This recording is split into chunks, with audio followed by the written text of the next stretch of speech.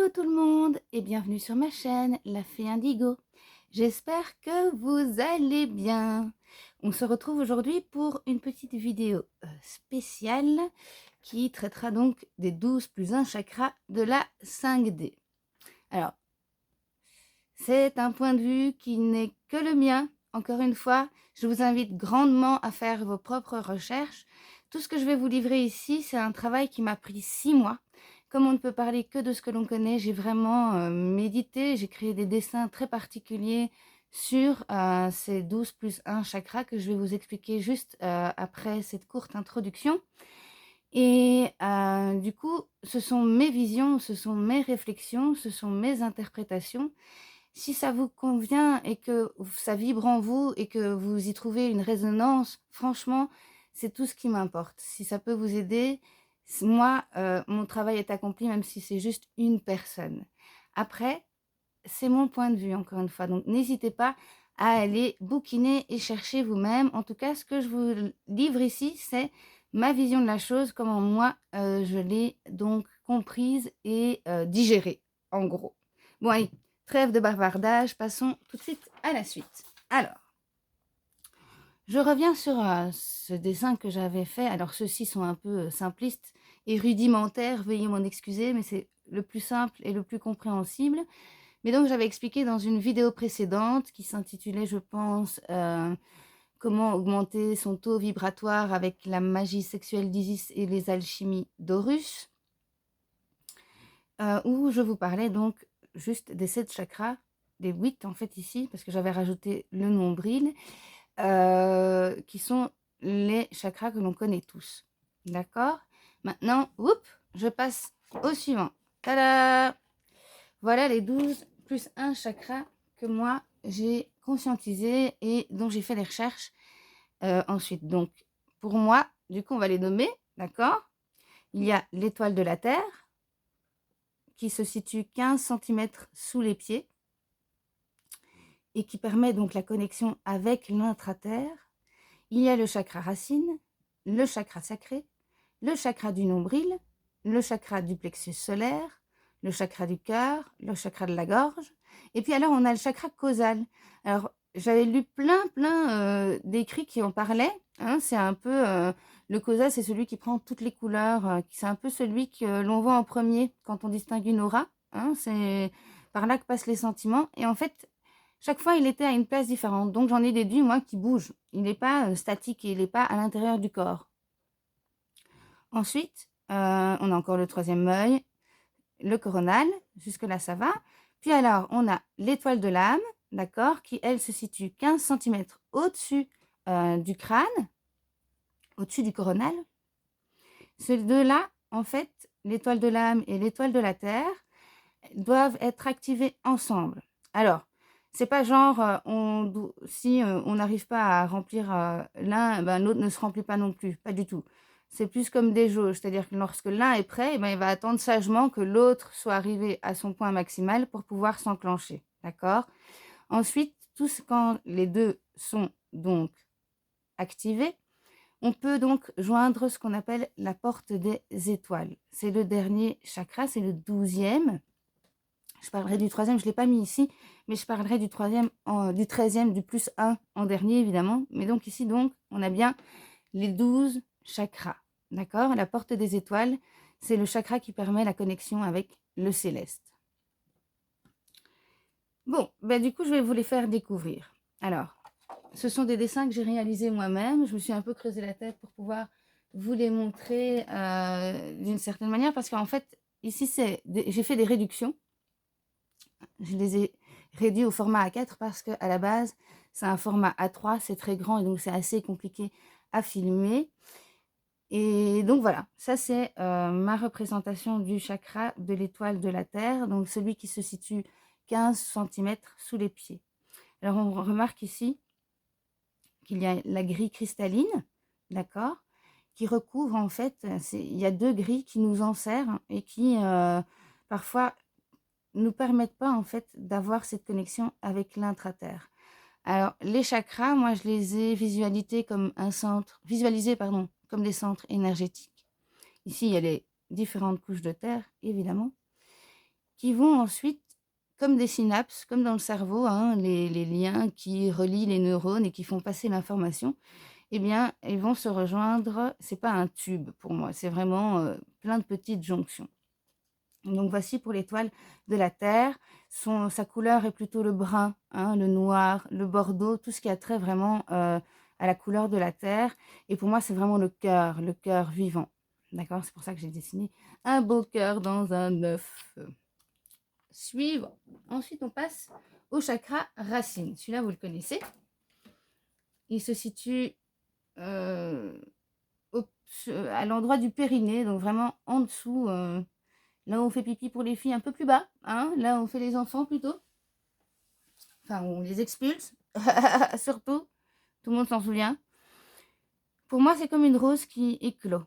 De la même couleur rouge. Alors, j'avais créé aussi des mandalas particuliers à chaque chakra, qui sont en fait les couleurs, le mélange du chakra supérieur et du chakra inférieur. Donc ici, on a le bordeaux, le rose et le rose étant la couleur suivante, puisque le chakra racine mène donc au chakra sacré.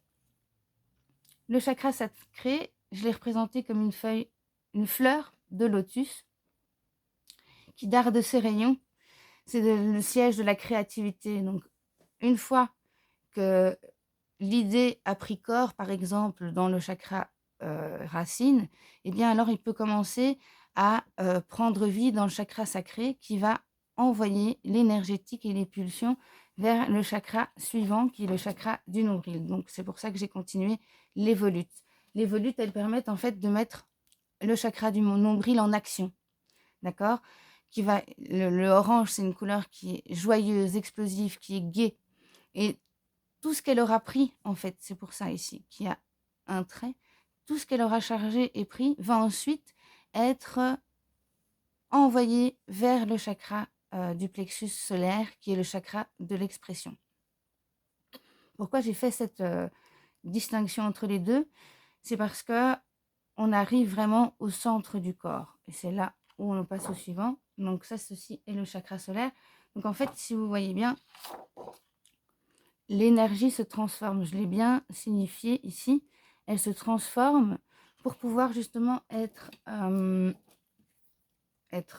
décodée, traduite par le chakra solaire, qui est une grande boule avec plein de petits fils, comme ça, comme des fils électriques dorés. Et le mandala autour montre bien qu'il s'agit du plexus solaire avec ses 8 branches. C'est vraiment le chakra par lequel on exprime, par lequel on rayonne. C'est vraiment le chakra de la personnalité pour moi. Et quand il est bloqué, c'est qu'on a vraiment, on a du mal à s'exprimer, on a du mal à faire ressortir en fait sa personnalité, à être soi-même. De là, on arrive au chakra du cœur, qui est le vrai centre des chakras de la 5D. Il faut bien comprendre que quand il n'y en a que 7, le centre, c'était le plexus solaire. Maintenant qu'il y en a 13, eh bien, le centre, c'est le chakra du cœur. Alors ici, il est représenté le cœur plein de petits fragments, parce qu'évidemment, il y a plein de choses qui influencent notre vie, ça forme un puzzle. Tout n'est pas rose, tout n'est pas noir. Ça fait un mélange de plein de choses et de plein de sentiments. Et donc, ce chakra du cœur va pulser vers le chakra de la gorge, que je vais représenter ici par une note de musique, une croche, parce que ça symbolise la voix, le son qui, en onde vibratoire, va évidemment résonner aux alentours. Alors, ce qui était marrant aussi, je ne sais pas si on peut le voir ici, mais sans le faire exprès, je l'avais fait complètement intuitivement. Je ne sais pas si on va le voir, mais les lignes, en fait, elles s'accordent. C'est assez flashant, pour ainsi dire. Enfin bref, voilà. Juste pour la petite info en sus. Alors, on continue. Voilà. Après ce chakra de vibration, on passe au chakra du troisième œil. Alors, l'œil de Ré, l'œil qui voit tout, évidemment. Avec en filigrane, vous voyez, j'ai mis en fait comme le code Matrix comme ça qu'on voit vers les lignes de code informatique. Donc c'est l'œil qui voit tout, qui voit au-delà des choses, qui peut décrypter. Ensuite, il pulse ensuite vers le chakra coronal. Alors le chakra coronal violet, pour moi c'est un diamant, on l'a vu donc dans cette fameuse vidéo précédente où j'expliquais qu'il était vraiment un réceptacle, qu'il y avait encore une coupe autour, etc. Mais c'est lui qui brille. Le coronal, il brille, il absorbe et il va pulser vers le causal. Alors voilà, déjà un chakra qu'on connaît moins.